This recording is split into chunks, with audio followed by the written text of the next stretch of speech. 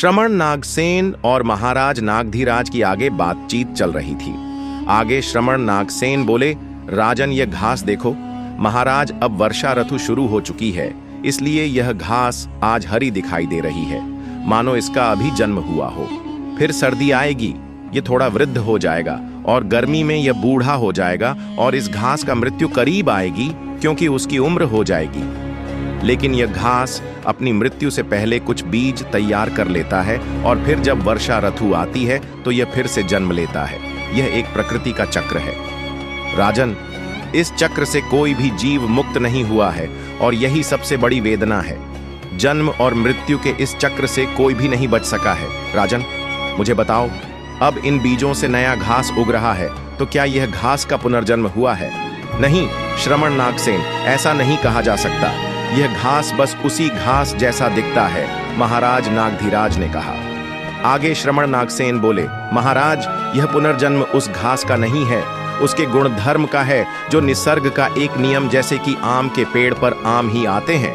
और गुणधर्म के बारे में निसर्ग स्त्री पुरुष ऐसा भेद नहीं करता। दोनों गुणधर्म के वंशज होते हैं। तभी महाराज नागधीराज को पहली बार अपनी बेटी राजकुमारी नागनंदिनी की याद आई।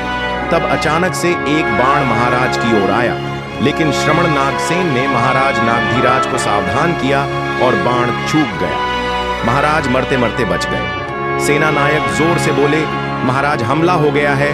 महाराज सावधान हो गए और उन्होंने तलवार निकाल ली और श्रमण नागसेन को सुरक्षित स्थान पर ले गए। कुछ समय बाद सैनिकों के साथ संघर्ष हुआ और युद्ध समाप्त हो गया। सेना नायक आए और बोले, महाराज युद्ध समाप्त हो गया और हमने उनके मुखिया को जीवित पकड़ लिया है।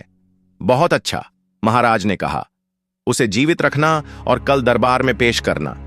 यह कहकर महाराज रथ में सवार हुए और रथ जंगल के बाहर आ गया। रथ में बैठे महाराज विचारमग्न थे। कुछ क्षण पहले मृत्यु मेरे इतने समीप थी और मैं अपने पुत्र का चेहरा देखे बिना संसार से विदा हो जाता। कुछ क्षण में मेरा मृत्यु हो सकता था और मैं इस सृष्टि को छोड़ चुका होता। यह सोच भी सहन नहीं हो रही थी।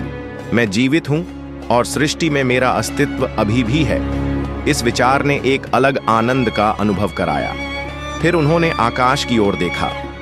पर मैं जीवित हूं और जीवन का यह उपहार अब और भी मूल्यवान लगता है। महाराज थोड़े हंसे और तब तक सभी सेना मंत्री श्रमण नागसेन और महाराज नागधीराज राजमहल के पास पहुंच गए। सारी प्रजा ने अश्वमक राजधानी में उनका भव्य स्वागत किया। महाराज और मंत्री गणों ने अश्वमक की राजधानी में प्रवेश किया। स्वागत में संपूर्ण नगरी उमड़ पड़ी थी। जितनी सुंदर अश्वमक की राजधानी थी, उतनी ही वहां की प्रजा भी सुंदर थी।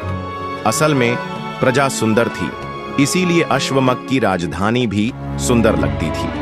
महाराज जैसे ही भीतर प्रवेश कर रहे थे, तभी राजकुमारी नागनंदिनी दौड़ती हुई उनके पास आई।